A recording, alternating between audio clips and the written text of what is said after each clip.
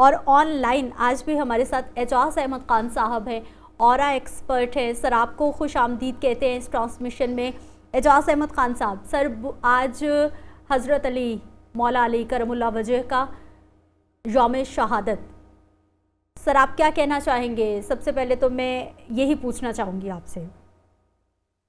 اعوذ باللہ من الشیطان الرجیم، بسم اللہ الرحمن الرحیم. چھوٹا منہ اور بڑی بات. جب ہم حضرت علی کا ذکر کرتے ہیں تو اپنی سوچ، اپنی آواز، اپنی فراست، سب کچھ بہت چھوٹے لگتے ہیں کہ ہم شاید اس قابل بھی ہیں. میں اپنی بات کر رہا ہوں کہ میں ان کا ذکر کر سکوں.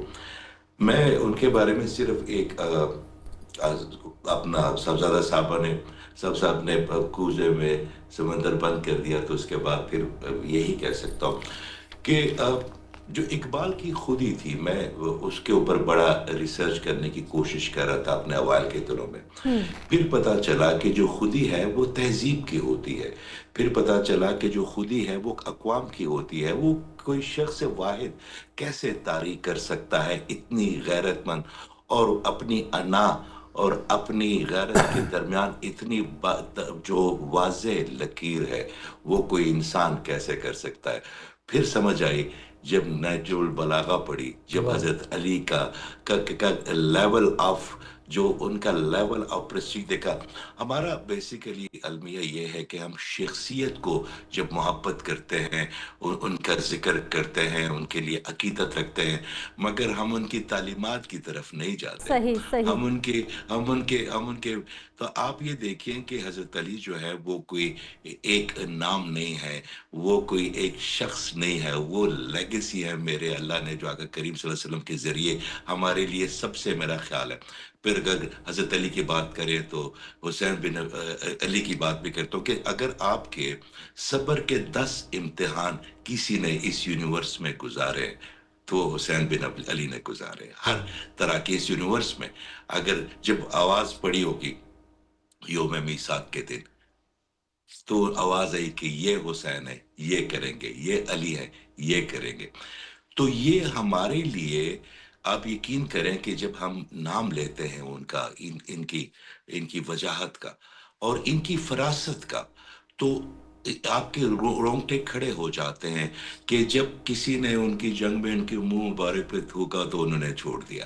یہ کوئی اور انسان نہیں کر سکتا، پاسبل ہی نہیں ہے.